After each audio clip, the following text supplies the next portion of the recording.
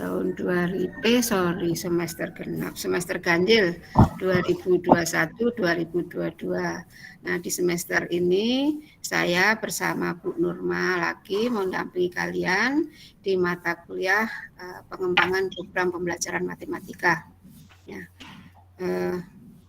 di kegiatan perkuliahan P3M ini, pengembangan program pembelajaran matematika, itu aktivitas atau kegiatan perkuliahannya ya sama dengan kegiatan perkuliahan di teknologi pembelajaran matematika.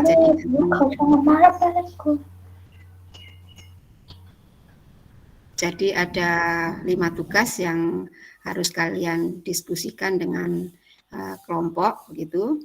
Nah, kemudian ada 1 tugas akhir, itu tugas secara mandiri. Nah, kemudian di daring sama Bu Nurma sudah di-upload RPS ya, tapi sepertinya nanti tugasnya tidak di RPS itu ada 5 tugas, tapi tugasnya tidak persis seperti yang ada di RPS itu. RPS-nya sepertinya belum direvisi, itu RPS tahun pelajaran yang lalu. Ada beberapa tugas yang sedikit berubah. Kalau di perkuliahan yang tahun lalu untuk P3M itu kita awali dengan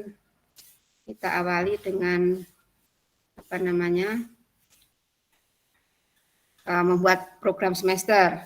Tapi kali ini tidak membuat program semester, tetapi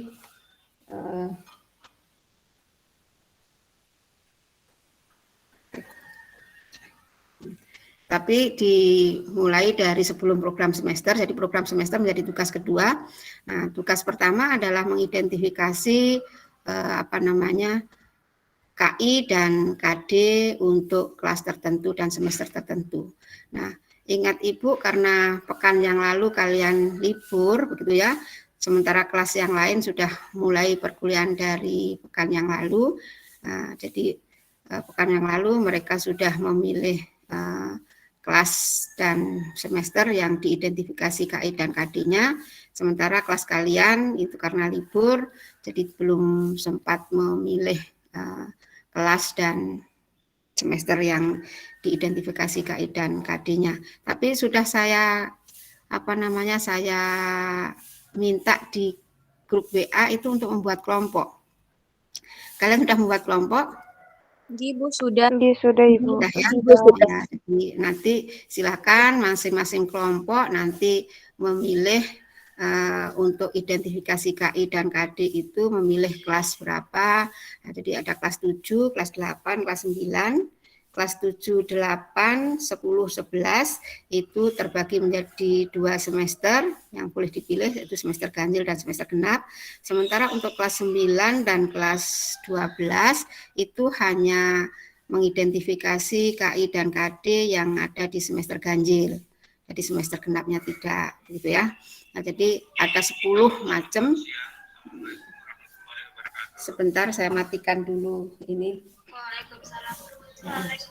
Oke, bentar saya matikan. Bukan matikan HP saya kecilkan suaranya. Ini Bapak ngasih kuliah di sebelah. Bentar ya.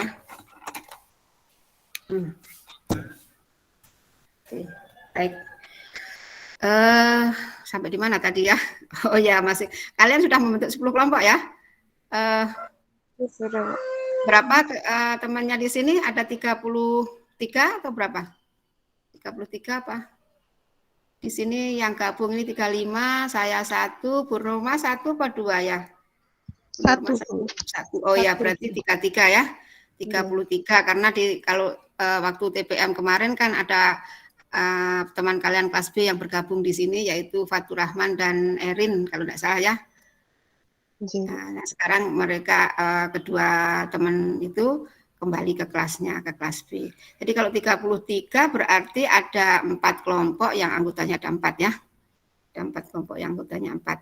Baik, saya ini dulu, Ibu share dulu untuk identifikasi KI dan KD ini apa saja yang dibuat begitu ya. Sebentar Ibu cari filenya dulu.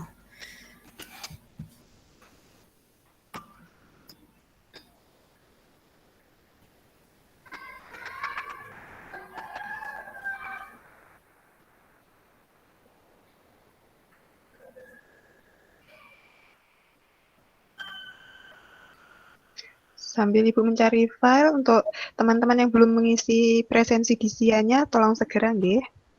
2 ya di SIA saya dan Ibu Sri Patmi. Terima kasih. Nggih, Bu. Nggih, Bu.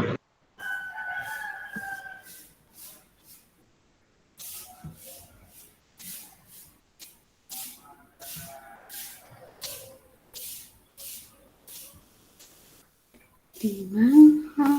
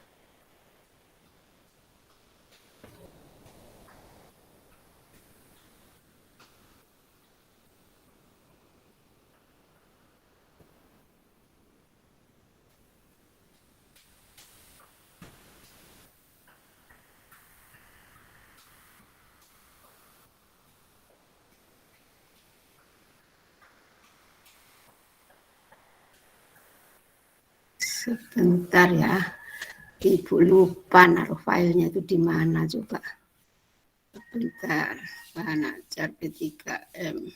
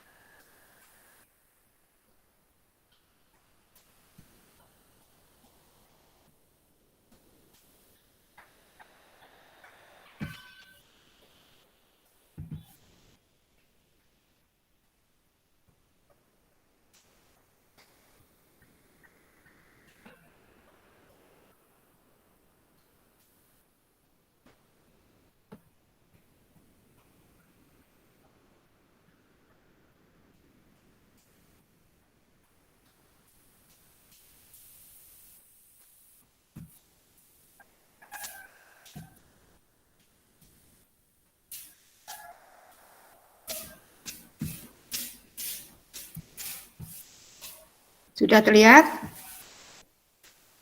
Sudah, Bu. Iya, Sudah, Bu. iya Ibu.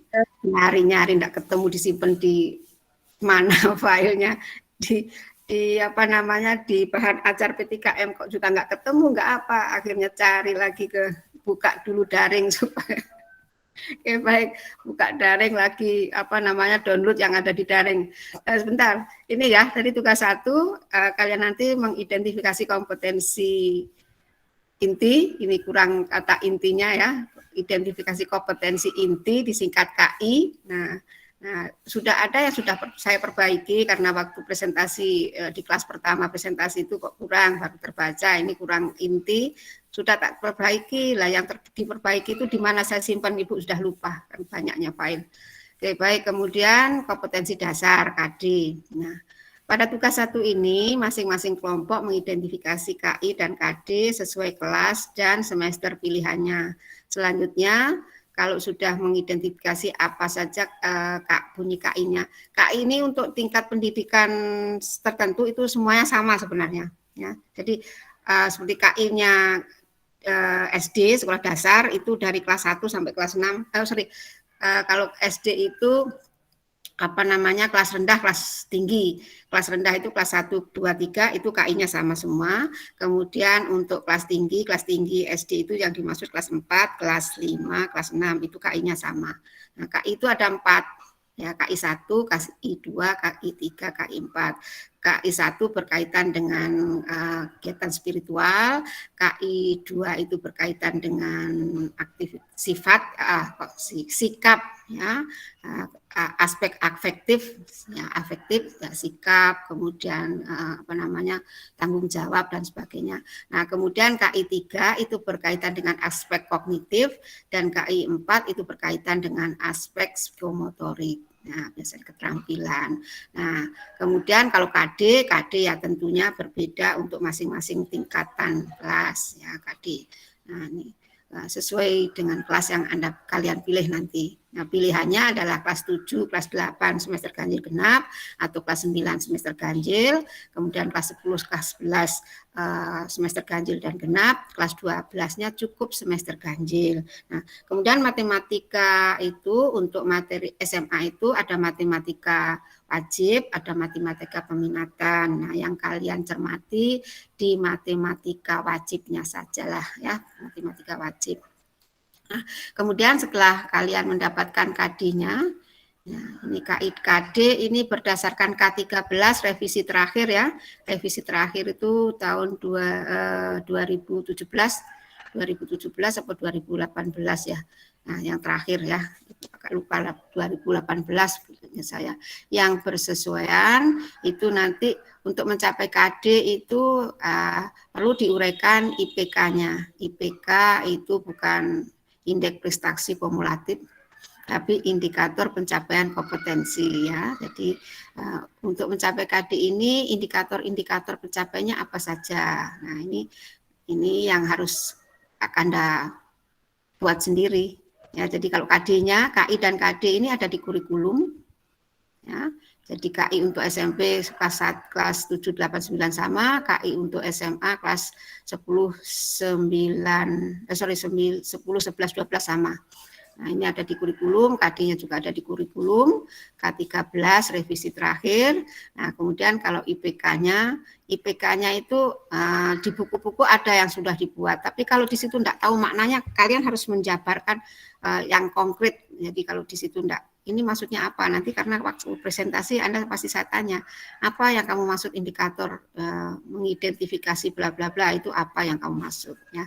Jadi yang ada di buku itu kalau kalian tidak pahami ya harus bisa dirubah ya, bisa dirubah, disusun sehingga kalian memahami ya. Bagaimana bisa memahaminya ya dikaitkan dengan materi, uraian-uraian materi yang ada di situ. Nah, kemudian kalau KD-nya sudah kalian jabarkan ke IPK, nanti untuk mencapai IPK ini pasti ada materi yang harus disampaikan. Nah, apa submateri yang berkaitan dengan atau yang bisa mendukung tercapainya IPK itu. Nah, oke. Susun tugas 1 menggunakan form berikut ya. Jadi ini judulnya identifikasi KI, KD, materi, IPK dan submateri. Tuliskan kelasnya, kelas pilihan kalian kelas berapa, kemudian semesternya semester ganjil atau genap. Nah, nanti Anda tuliskan di sini kompetensi intinya yaitu KI 1 bunyinya bagaimana, KI 2 bunyinya bagaimana, silahkan dinarasikan sesuai apa yang dinarasikan di K13 atau kurikulum tahun 2013. Nah, kemudian yang berikutnya setelah menuliskan KI-nya, keempat KI-nya, Anda jabarkan kompetensi dasar, materi pokok, IPK, dan submateri.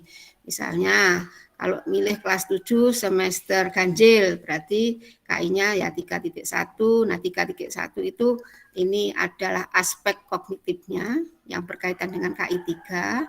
Kemudian kalau 4.1 itu adalah KD yang berkaitan dengan KI 4, yaitu aspek keterampilan. Nah, kemudian narasikan KD-nya apa bunyinya, 3.1 dicek di kurikulum apa bunyinya. Nah, kemudian materi pokok untuk mencapai KD ini, materi pokoknya apa, silakan dituliskan. Kemudian KD ini bisa Anda jabarkan menjadi beberapa IPK, apa saja IPK-nya. Kemudian untuk mencapai IPK ini submaterinya apa. Nah, kemudian selanjutnya misalnya KI 3.2, 3.3 dan seterusnya sampai 3 titik berapa. Nah, di kurikulum itu untuk KD-nya belum terbagi secara eksplisit mana yang harus dicapai di semester ganjil dan mana yang harus dicapai di semester genap. Oleh karena itu kalian nanti berbagi, misalnya di kelas 7, di kelas 7 itu kan ada semester ganjil, semester genap. Kelas 7 itu ada 12 KD yang berkaitan dengan aspek kognitif dan juga ada 12 KD yang berkaitan dengan aspek psikomotorik. Jadi ada 12 KD yang berkaitan dengan aspek kognitif itu 3.1, 3.2 dan seterusnya sampai 3.12. Nah, kemudian yang berkaitan dengan aspek psikomotorik 4.1, 4.2 dan seterusnya sampai 4.12. Nah, nanti silakan berbagi. Misalnya yang memilih kelas 7 semester ganjil kelompok 1, kemudian kelas 7 semester 2-nya adalah kelompok 4. Nah, silakan berembuk antara kelompok 1 dan kelompok 4. Kelompok 1 sampai KD 3.6 atau mungkin sampai KD 3.7 silakan dirembukan. Sisanya adalah kelompok yang ngambil semester genap begitu. Nah, biasanya di semester ganjil itu nanti alokasi waktunya lebih banyak. Alokasi waktu pekan efektif itu lebih banyak dibandingkan di semester genap, karena semester genap itu saat ini kan ada nanti libur awal puasa, libur Lebaran, kemudian ada libur kalau kelas 3 ujian, jadi banyak, jadi pekan efektif di antara semester ganjil dan semester genap itu lebih banyak di semester ganjil. Oleh karena itu biasanya guru-guru itu membagi KD-nya itu lebih banyak di semester ganjil ketimbang di semester genap, gitu. Ya, jadi kalau seperti kelas 8 itu ada 11 KD. Nah, 11 KD itu 6 KD diberikan di semester ganjil, 5 KD diberikan di semester genap. Nah, kelas 9 itu ada 8 KD, 5 KD di semester ganjil, 3 KD di semester genap. Apalagi kalau kelas 9 semester genap itu waktu belajarnya juga semakin sedikit karena mereka sudah lebih dahulu berakhir belajarnya dibandingkan kelas 7 dan kelas 8. Kenapa? Karena mereka harus bersiap-siap ujian, ada ujian. Kalau dulu ada ujian nasional, sekarang sudah tidak ada ujian nasional, hanya ujian sekolah. Nah, kemudian ada kegiatan untuk penantapan atau latihan soal itu ya, latihan soal, kemudian jadi tidak semuanya untuk kegiatan pembelajaran begitu. Oke. Baik, sampai di sini ada yang mau dipertanyakan? Tidak ada? Insya Allah belum ada, Bu.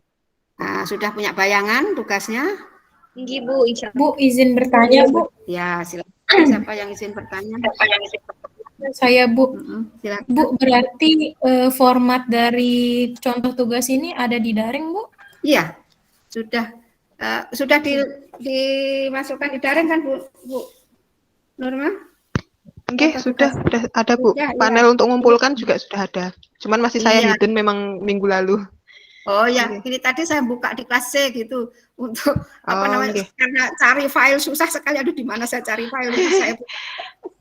Saya Oke, buka kalau daring dulu, download lagi. oke. Kalau Ya, untuk sampai tugasnya nama sudah format bisa. nama filenya aja Ibu itu lupa apa nama filenya. Iya, Bu. Iya. Iya, kalau untuk file tugasnya ini sudah dari minggu lalu saya uploadkan. Untuk Iya. yang panel pengumpulannya itu sudah, tapi masih saya hidden. Ini baru saya buka. Ya, Iya. gitu ya. Jadi ini sudah ada formnya, nanti kalian bisa unduh, bisa download, kemudian nanti ini tinggal karena ini PDF nanti kan bisa kalian transfer ke ke Word, nanti tinggal Anda ngisi aja, ngisi teruskan baris-barisnya ya kan, tinggal di enter nanti kan muncul baris baru. Begitu maksudnya. Itu yang dipertanyakan? Itu tinggal ngisi. Kalau ini nanti kan formatnya juga bisa dirubah. Ini dirubah menjadi landscape kan bisa. Ini ya. Gitu, tinggal ngisikan aja. Oke, paham? Nah, contoh sekilas. Jadi ini nanti bukan hanya 2 ya, ini masih dan seterusnya masih banyak. Nah, contohnya ini Ibu buatkan contoh, Ibu jabarkan 1 KD juga KD berkaitan dengan aspek kognitif dan 1 KD berkaitan dengan aspek psikomotorik. Nah, KI-nya Ibu tidak tuliskan, ya silahkan dicari di kurikulum ya. Nah, bunyinya apa, coba dicek di kurikulum. Nah, ini KD-nya KD 3.6. Jadi untuk nanti yang milih kelas 9 yang semester ganjil itu dari 3.1 sampai 3.5 ya. Yang Anda identifikasi materi pokoknya apa, IPK-nya apa, submaterinya apa. Oke. 3.6 itu menjelaskan dan menentukan kesebangunan dan kekongruenan antar bangun datar. Nah, karena KD-nya ini adalah tentang kesebangunan dan kekongruenan, maka materi pokoknya juga kesebangunan dan kekongruenan. Nah, di sini menjelaskan dan menentukan. Artinya kan kalau menjelaskan berarti dia harus mengerti konsep apa sih 2 bangun datar itu kapan dikatakan kongruen dan 2 bangun datar kapan sebangun. Nah, oleh karena itu ini KD ini kita indikator pencapaian kompetensinya diantaranya mengidentifikasi konsep kesebangunan antar bangun datar. Ya, jadi mengidentifikasi siswa, mengidentifikasi konsep itu sama dengan pengertian atau definisi kesebangunan. Kapan sih 2 bangun datar itu dikatakan sebangun?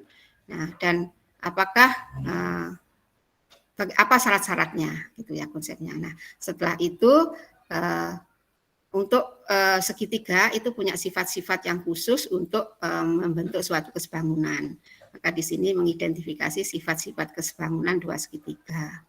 Kemudian mengidentifikasi konsep kekongruenan antar bangun datar dan mengidentifikasi sifat-sifat kekongruenan. Nah, kekongruenan ini juga salah ketik ini ya, mestinya G jadi H 2 segitiga.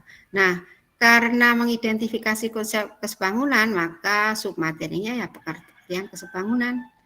Kemudian di sini sifat-sifat kesebangunan segitiga, yang ini submateri yang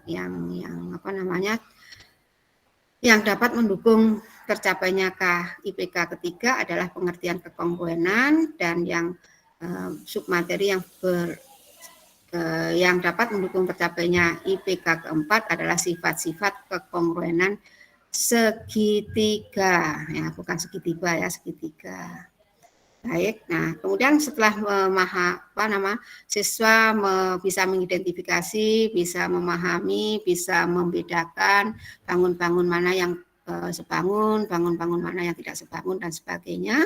Nah, kemudian menggunakan pengertian dan sifat-sifat kesebangunan itu untuk menyelesaikan masalah. Nah, ini yang keterampilannya berkaitan dengan KI keempat, yaitu aspek keterampilan.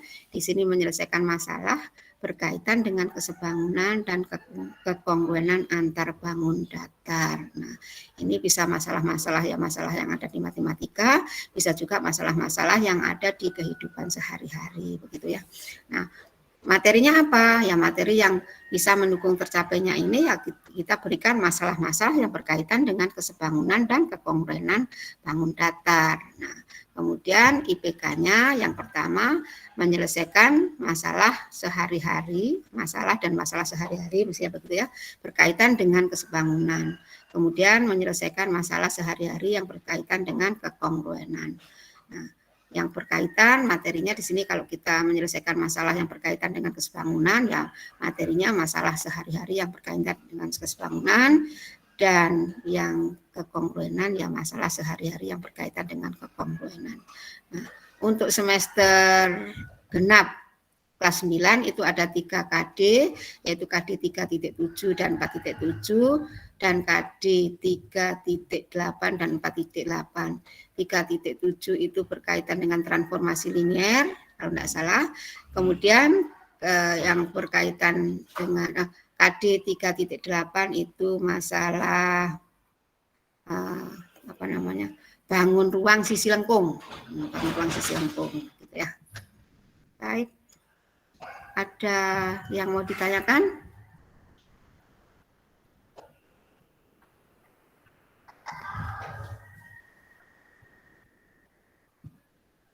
Tidak ada?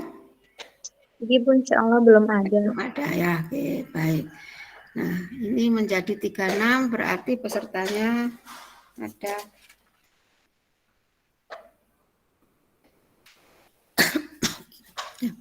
sudah pada ngisi di SIA semuanya ketika 34. Nah, jadi kalau pesertanya ya kalau saya 34 berarti ya 34 berarti nanti ada 4 kelompok yang anggotanya ada 4 ya. Nah, silahkan.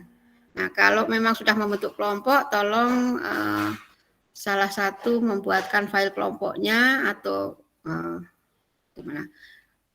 Ya file kelompoknya siapa gitu. Nah, kelompok 1 siapa anggotanya, kemudian kelas berapa pilihannya, kemudian semester berapa. Mungkin dituliskan di grup WA saja ya, di grup WA saja supaya supaya yang lainnya bisa melihat. Itu di grup WA saja dibuatnya. Oke, ada pertanyaan? Sorry. Ngapain buka Zoom?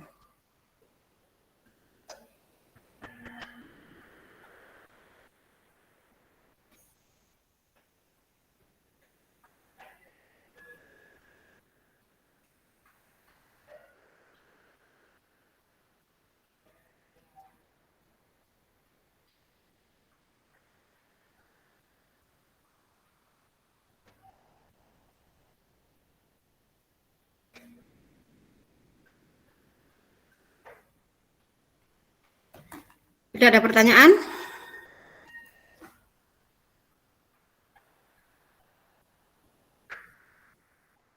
Insya Allah belum ada. Baik, Bu Nurma mungkin ada tambahan?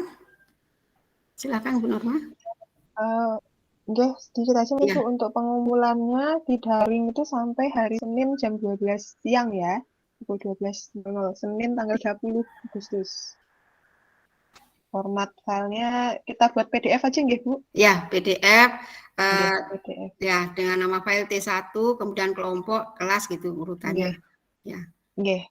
Untuk ketentuan nama filenya juga sudah saya berikan di sana sebagai keterangan. Jadi yang perlu diperhatikan oleh teman-teman di sini adalah tanggal pengumpulan dan jamnya ya, batasnya. Jadi Senin 30 Agustus 2021 pukul 12 WITA. 12-nya 12 siang ya, bukan 12 malam. Nanti nggak ada lagi alasan saya nggak tahu ngumpulkannya kapan gitu. Itu ya. Ya. Kalau nggak tahu ngumpulnya kapan berarti nggak buka daring itu ya. Pas GM tidak mendengarkan, pas terus nggak buka daring begitu ya. Oke. Nggak ngecek di sana. Iya. Ya, itu kemudian nanti tulis nama filenya. Nama filenya. Jangan sampai ada yang nggak ikut format gitu, nanti nggak urut. Iya. Mungkin itu Bu tambahan dari saya. Ya. Terus jangan ada yang kesasar, kelompok 1 tapi yang dikirim filenya kelompok 2. ya, atau kelompok 1 ngirim filenya kelompok 10 ya. Perhatikan, berarti kalau tidak memperhatikan waktu diskusi kelompok, tidak ikut diskusi atau bagaimana? Filenya orang lain yang dikirim. Filenya orang lain, apalagi nggak ngumpul file itu, Bu. Berarti Iya. nggak berbagi tugas apa gimana? Iya.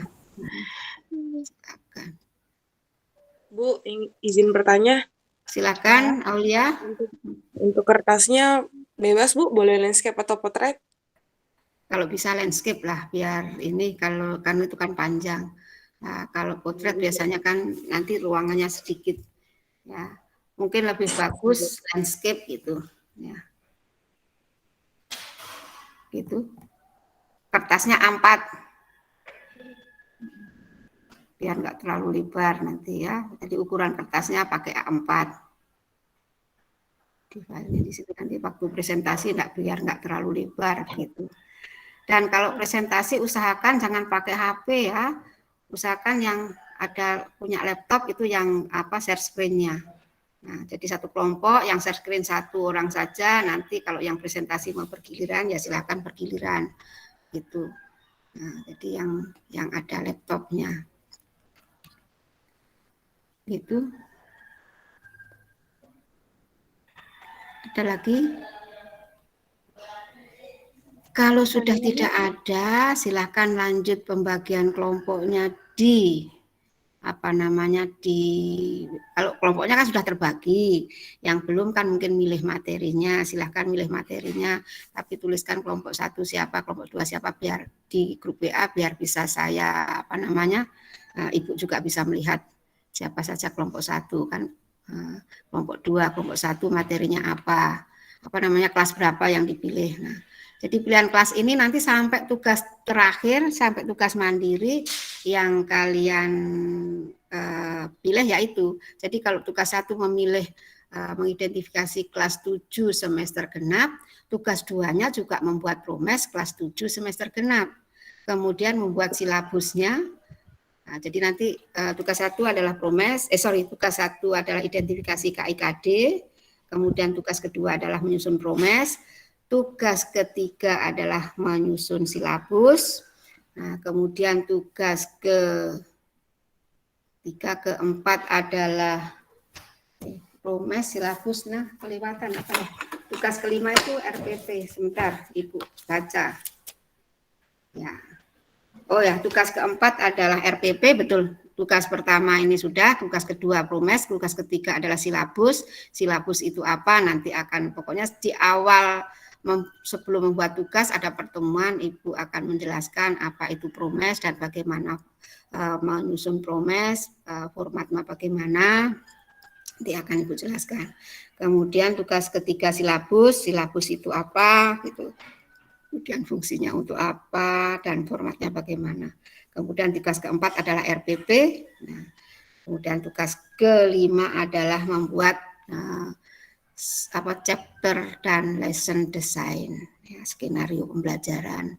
Dan kemudian tugas mandirinya adalah sama dengan tugas terakhir, tugas kelima, tapi untuk IPK yang berbeda dengan IPK yang sudah dibuat secara berkelompok.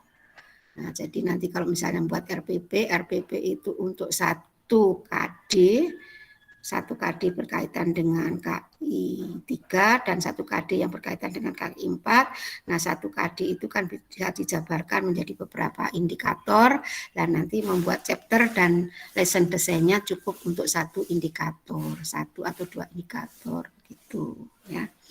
Nah, nanti masing-masing individu tentu indikator yang berbeda. Jadi kelasnya sama. Jadi dari tugas 1 sampai tugas kelima itu mau nyusun untuk kelas dan semester yang sama. Begitu. Ya. Oke, cukup?